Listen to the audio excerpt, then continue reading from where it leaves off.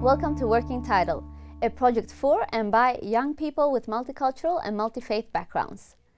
These talented young people met each other for the first time 3 months ago. They've been mentored by industry professionals and learned about every aspect of documentary filmmaking. The crew of Working Title split into 3 groups. Each worked on and produced their very own short documentary. You're about to see the result of their work here on Channel 31.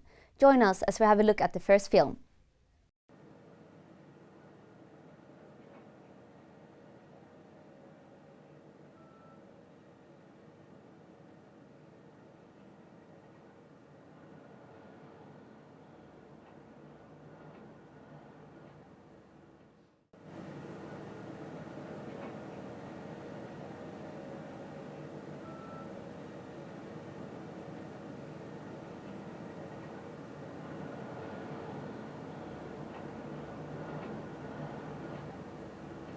To me, being Australian primarily means opportunity.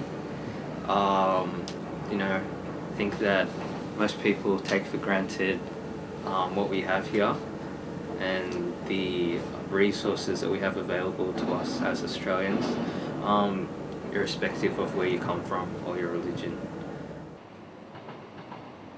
So my name is Murtaza Amiri.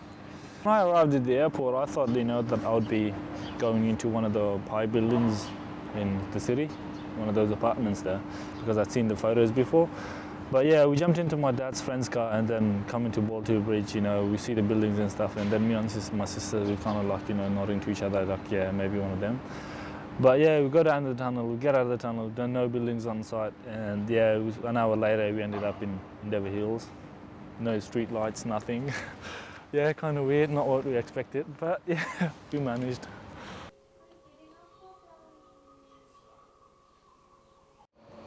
My name is Raisa. I'm from Bangladesh. I was born there. I remember I was really excited about coming to Australia because in Bangladesh at that time there were not many foreigners that would go there, so it was just really overwhelming but really exciting to think that I was coming to a country where there would just be foreigners everywhere. I was born in Afghanistan, raised in Pakistan, and I live in Australia. And I have Afghan friends and I have the non-Afghan friends, Australian friends and everything from work, uni and other places. And there has been times that, they try and crack up jokes about it. Like, let's say if my Mikey doesn't work at the train stations, they would be like, oh, your passport didn't work, eh? And well, if you go into the concert or like a festival or whatever, and the security decides to check me out, they're gonna be like, oh yeah, mate, you want to be sure this guy's not carrying anything, yeah. But there are jokes like that, but there's got a bit of humour in it, and it's always funny, yeah.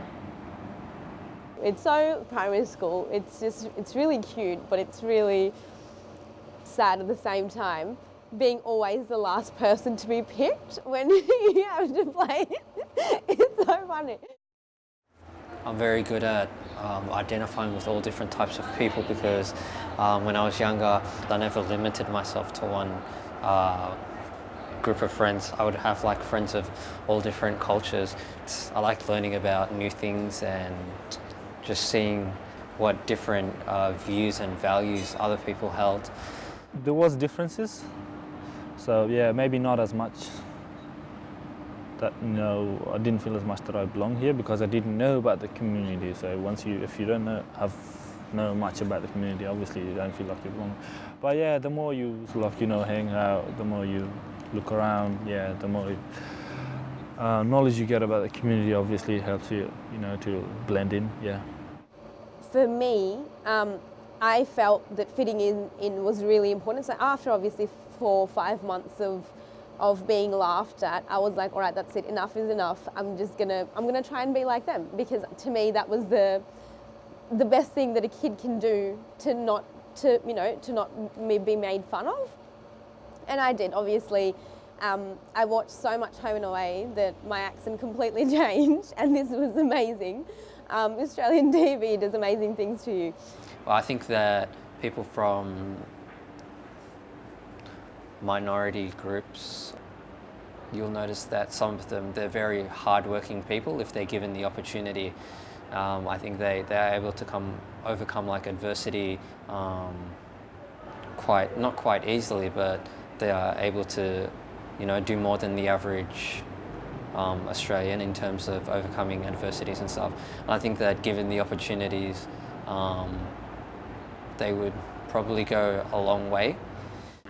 I would tell the newly arrived Afghans or wherever they come from is to, not give up on being on the goal that you had because of the language barriers that's here or the different in cultures. Yeah, you will blend in, you will get everything. Your language is not something something that will be resolved within about 6 months.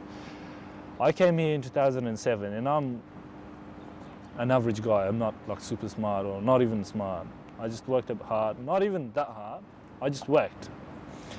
And 2007 till about 2012, and I'm in my second year doing civil engineering. And people say it's okay, it's not bad.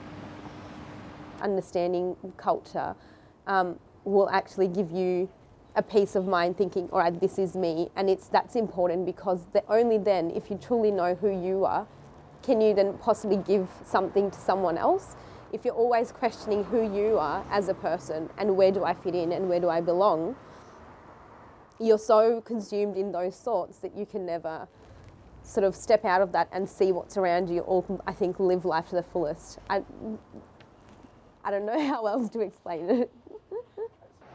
Being Australian doesn't mean you have to speak English or whatever. Doesn't mean that you have to wear board shorts and go to the beach with Kev. I think you'll find that Australia, being Australian means different things to a lot of people, and as long as people coming here are ready to give new things a try, surround themselves with different kinds of people, be accepting, tolerant, I think that's about as Australian as you want to be, man. Right, Fair bloody dinkum. Fair dinkum, mate. Fair dinkum. Fair dinkum.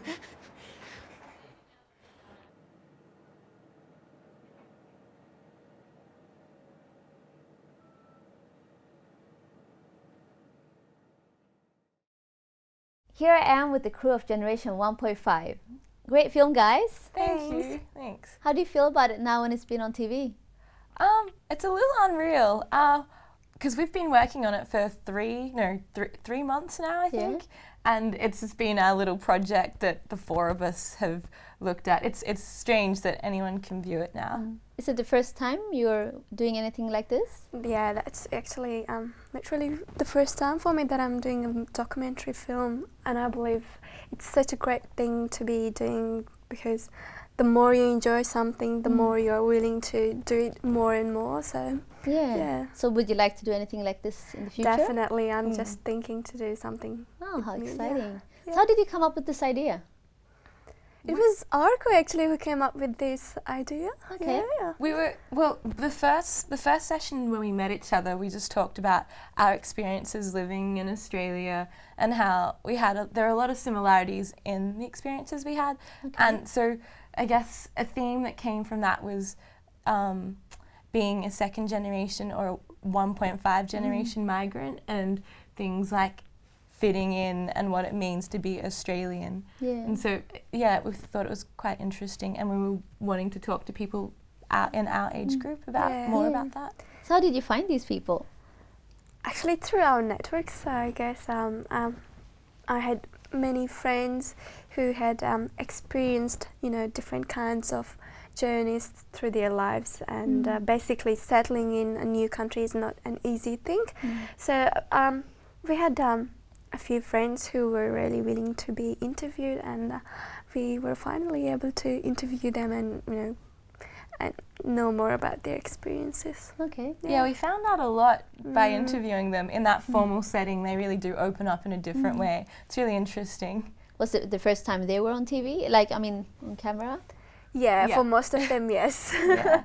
Yeah. Okay. Was the filmmaking experience what you expected it to be? Actually, yes. I was thinking that it might be, just exactly the same as I was, speculating with myself. But yeah, that's pretty much what it. It was spot on. Yeah. But I was really intimidated by all the gear, the camera gear, the sound, but that was actually the most straightforward and simple. It was more the preparation around working with people and interviewing them that was hardest. And then editing's pretty straightforward too, so it's not as hard as I initially thought it would be. Thanks, what a wonderful film. Don't go anywhere, we'll be right back with the second film.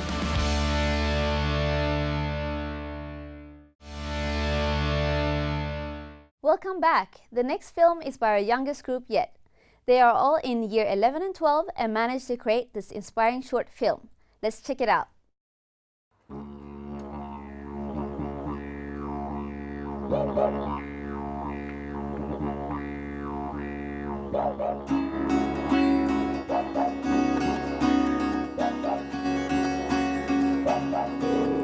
My name's Scott Darlow and I'm a singer-songwriter, so my job, my occupation is writing and recording music and touring that music, and I also do a lot of speaking, so I probably speak in about 100 high schools a year around Australia about Aboriginal culture and reconciliation, so sort of incorporate my music and my speaking and do it all together. Probably the number one thing is that obviously I don't look Aboriginal. A lot of people, I tell people all the time, one of the funniest things I ever got asked was if I was an albino Aboriginal. One of the things about being Aboriginal that's really unique is that if you have a parent or a grandparent who's not Aboriginal, often you'll look like that side of the family. So, I've got a cousin, he's as dark as Kathy Freeman in his skin colour, and he's got a half brother who's as blonde and as white as I am. So like in one generation you can lose your dark hair and your dark skin. And one of the most offensive questions you can ask an Aboriginal person is, what percentage Aboriginal are you, or how much Aboriginal? For Aboriginal people, for us, it's kind of like being Aboriginal, it's like being pregnant. You either are or you're not, It's like you can put a heap of milk in a coffee, but it's still a coffee.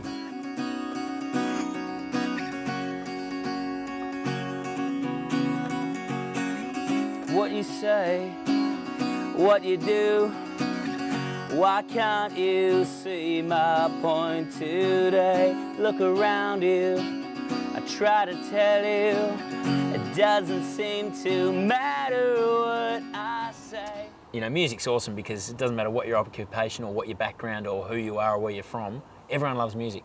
I go and sing in jails and people dig it, I go and sing in pubs and people dig it, I go and sing in a church, people dig it.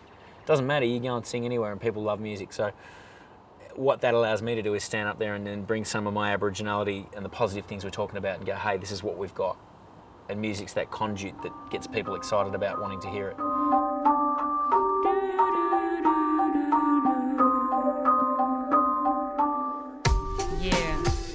My name's Carol George, I'm 29 and I've got 4 children. My life, my kids, my family. It was an outlet for me, it was a way of expressing myself, and my experiences in life have influenced that, I suppose. Writing about my experiences, like with drug addiction and having kids and just finding it hard to cope sometimes. Like I said, drug addiction's a big thing in my community. But there's a lot of musicians that tend to write about it and bring out some pretty heartfelt stuff that connects to a lot of people, especially with families being close and stuff. Just recently I performed in Brisbane for a National Cannabis Prevention Information Centre. I broke down halfway through my song because I was singing about my kids, and I just sort of lost track, and that'd probably be the worst thing that's ever happened because I was in front of a few people, but they all understood because it was an emotional song that I was singing. So there are a lot of things about Aboriginal culture and people that are so valuable that I think the broader community could really learn a few things from. Things like when we understand our place within the universe as just this person who gets to pass through and take care of it and pass it on to the next generation, rather than somebody who blows through thinking it's all about me for 70 years. There's a lot of things that I think that Indigenous people that we can share of ourselves and our culture that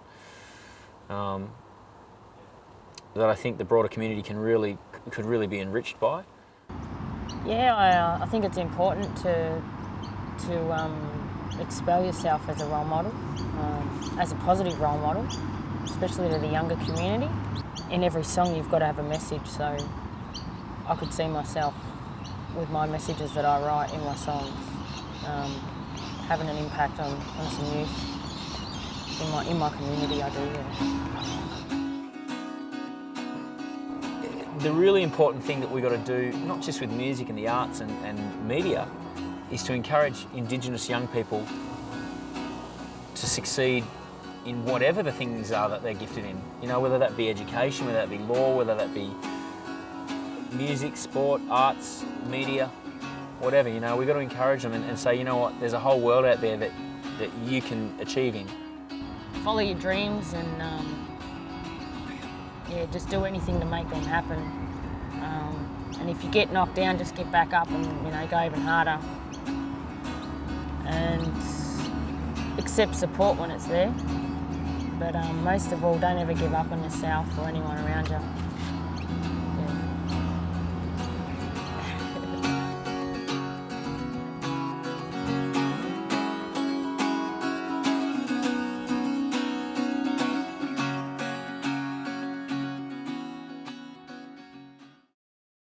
Well done, guys. Oh, thank you. Thank you. You've done a great job on this film. Just wondering, what was the best part of this experience? The best part of this experience was that, you know, we learned a lot about, you know, how to filming and editing and actually to learn how to professionally, you know, making documentary or filming. Mm. Yeah, and it was such a great, amazing, you know, experience for us. Yeah. And yeah.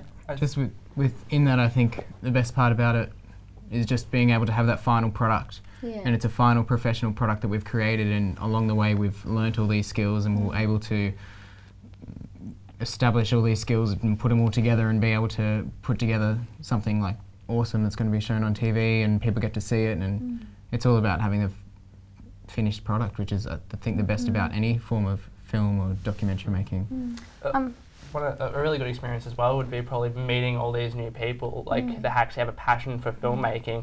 Like, we're making connections here that we could probably use later on in life to make other films. So, yeah. What do you say, Wilson? Yeah, just meeting all these people from all these diverse cultures and backgrounds. It's really neat, you know, especially because we're in Melbourne. A lot of this stuff happens everywhere, and now it's just everyone packed into one place. Yeah. And yeah, it's a really nice melting pot, meeting everyone. And I know you're all studying. Was it hard to find time to study and doing this at the same time? Yeah, well, we're all in like either year 11 or year 12, so especially for the year 12s, it was really hard for them to balance study and also spend time on the film as well. Yeah. This also goes to me because I'm in year 11. Yeah. It's definitely, I think it's just about scheduling. When you've got something to do, you need to know when you've got to have it done by. And because I know some of you are even juggling work as well. Yeah, definitely. Yeah. There's a lot like to do, and you just kind of got to get used to that, I suppose. You have personal lives as well. It's like you're juggling school, you're juggling work, you're juggling personal lives. Like, you really don't have time for pretty much anything. It's like go, go, go all the time. Yeah, it's a new experience, isn't it? Yeah, definitely. Yeah. So what was it hard for you to use, you know, the equipment? It's quite new to you, so the sound and everything, how did that go? I suppose the best part about like the working title process was before we actually went and did the shooting, they trained us to go do the shooting. So we'd have a Saturday where we spent 4 hours just playing around with the cameras, you know, learning how to do it, so that when we got there we wouldn't be stuffing around with our person there that we were interviewing, so we knew exactly how to get it to focus, exactly how to adjust all the white balance and get it all ready to shoot. So I suppose they trained us to sort of be a little bit more confident when we were actually out doing the shoot, which is, I suppose, the purpose of it. Yeah. So going back to your film, how did you come up with this idea and why were you interested in this topic? Well, since we're a youth-orientated team, so we just decided that we do something fun and entertaining, like music. And from the start, we always wanted to do something positive rather than having a negative message. Yeah. And I suppose it just kind of worked into something that ended up being how these artists made their music through their inspiration and stuff, and it came about a story about music inspired music, which was awesome. Okay. So we were really interested in the representations of Indigenous Australians, and we thought that was a really important thing that we should explore, especially in our multicultural community. So we decided to focus on that. Thank you for sharing your work with us, guys. Stick around, we'll be right back after this short break.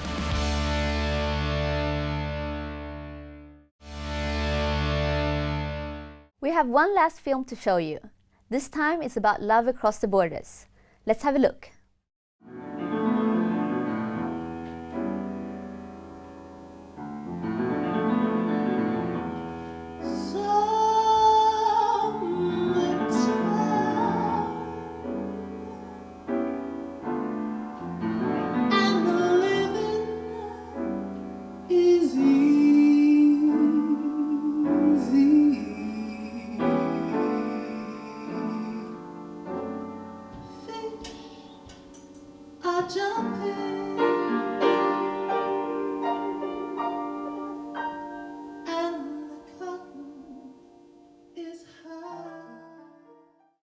I'm Benny Dimas, and this is Jeffrey Watson.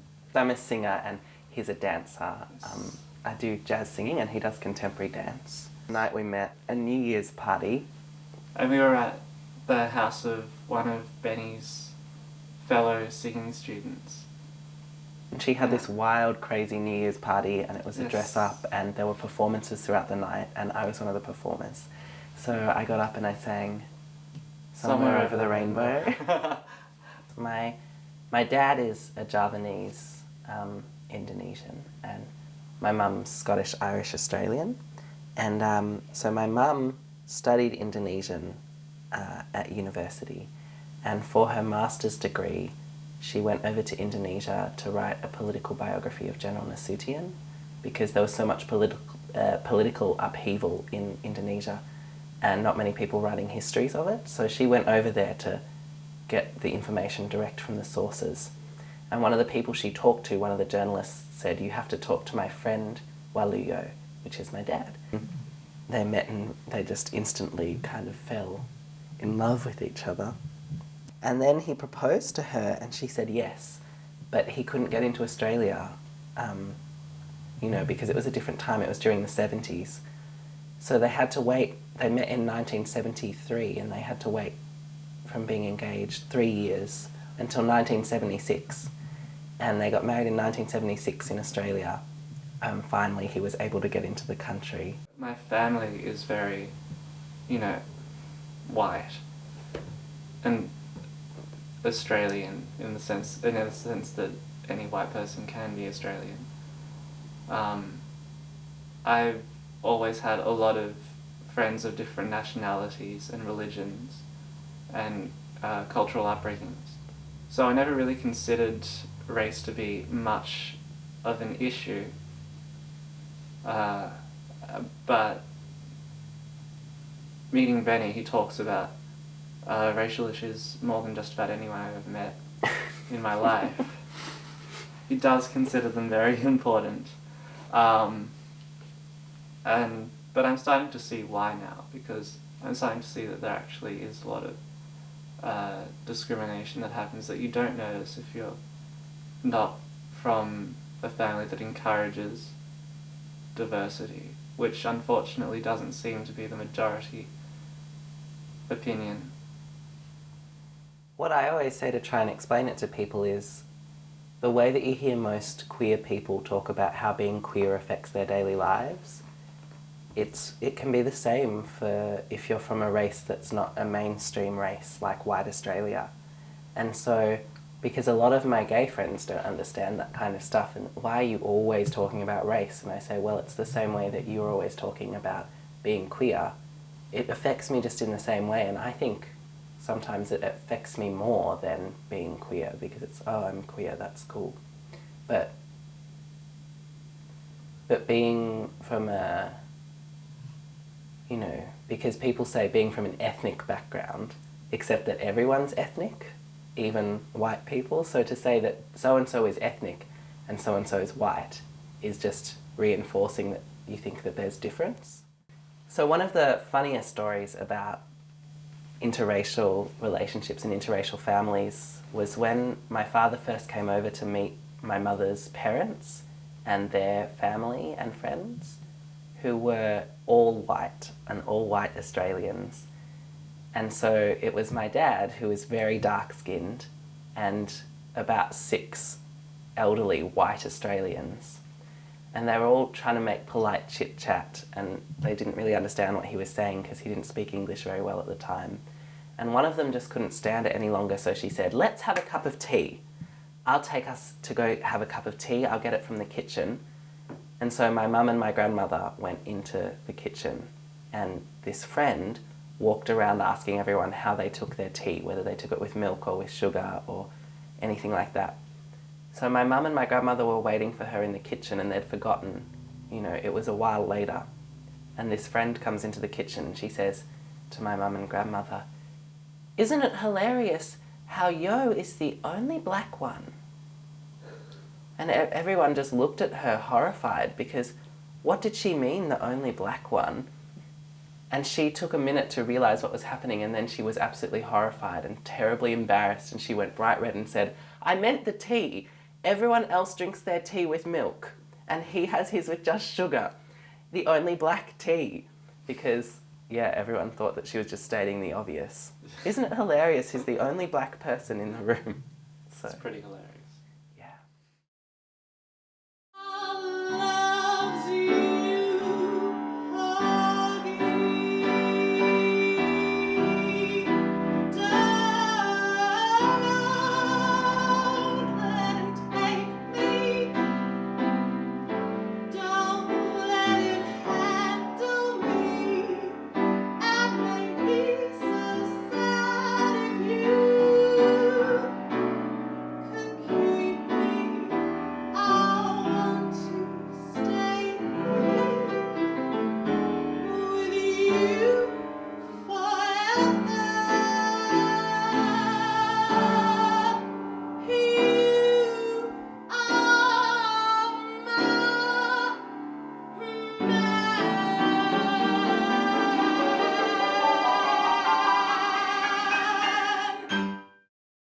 That was certainly an interesting film.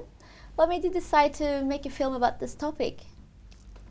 I think we were like, when we got together, we were like exploring some themes that we all can relate to, and one of it was on relationships. And then further on from that, we decided to do interracial relationships. And then we also added the queer factor in as well, so that was, I think that was really a good kind of aspect that hadn't been covered by the other films. Yeah, and we had the blessing that Long had really good connections with 2 really interesting guys who are both within the arts. Yeah. And they had a great story to share, which made it really perfect. The bonus was that it was Melbourne Fringe Festival was going on, so they both had performances that we could go and film. Yeah. I really enjoyed watching your film. I'm just wondering, what message was it that you tried to convey? At first, we were thinking about having something light. Yeah. We all agreed that we wanted something a bit lighthearted. And one of the questions we came up was, in an interracial relationship, what sort of maybe misunderstandings or a funny story that came out of, you know, 2 races trying to figure each other out. And then we got that from our respondents, which was really awesome.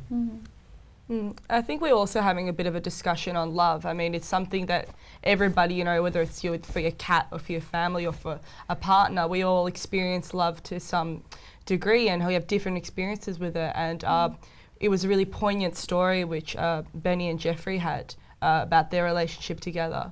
And I think that we were just trying to say love is universal. It comes in different forms, and this is one of them. Yeah, and it's like, so long as you're willing to put in the effort, that you'll probably reap the reward. It might not be like what you think it is, but it'll still be rewarding. It was interesting how they actually spoke in the film about how one of them didn't actually think that much about race and racial issues. And then since dating his partner, he's started to think about it a lot more, and sees that there is an issue and that we do need to tackle it as a society and stuff. So how did your family and friends react to your choice of topic? If anything, it sort of like developed an interest in my household. They're like, oh, where are these shows going on? Where can we sort of find out more? Because it's such a like diverse and full, interesting sort of lifestyle that it's great to get involved into. And if anything, that was something really good to get out of it. Yeah, I'm friends with a lot of gay people, so they were kind of interested to see how it turns out. I'm waiting for the film to be screened before I ask for anyone's opinion. Yeah, okay. So that you'll get a better response. At least I hope. At least better when I do explain it, because I don't think I'll do justice if I were to just verbally explain it to my friends. I'd rather have them go and see the film. So what was the best part of the film experience for you? I liked going to the performance to record it, because I've never kind of been to kind of, I don't know what they call it, like jazz kind of. It was a jazz. Cabaret. Not cabaret, but. No, it was just a jazz performance. Yeah, I've never been to something like that before, and it kind of was really fun. Something different? Yeah, like I've never done it before, so that was a new experience for me. I love to do the editing. I think I had most fun in it. Yeah. What about you, Gabby? Yeah, like I have to agree with Mason here in saying that filming was definitely the highlight. It was really sort of great to have a feel for these people's lives and portraying them in the way that we really wanted to, in the way that they showed us that they'd like to be. Thank you for sharing your work, guys. We really appreciate it. Thank you. Yeah, thanks for having us. Well, that was the last one of our 3 films. Thank you, everyone. It's been wonderful to get to know all of you. And I know that you worked very hard, and we can see how much you developed your skills throughout this process. And thank you to all the mentors who have made this journey possible. That's it for Working Title 2012. We hope to be back next year with more exciting stories. The films you have just seen will be available online on C31's website, so please spread the word. Thanks for watching Working Title. See you around.